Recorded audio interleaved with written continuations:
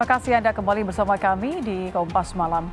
Saudara calon Presiden nomor urut 1 Anies Baswedan menghadiri sarasehan DPD RI di Gedung Nusantara 4, Kompleks Parlemen Jakarta. Anies mengatakan forum yang digelar DPD bisa meningkatkan kualitas Pilpres. Dalam forum yang bertajuk Sarasehan DPD RI bersama Capres, Anies menyampaikan gagasan, visi dan misi kepada para panelis dari DPD RI. Anies mengapresiasi forum dialog tersebut. Menurutnya rakyat yang menyaksikan dialog itu akan dapat membandingkan aspek-aspek demi menentukan pilihan di hari pencoblosan 14 Februari mendatang.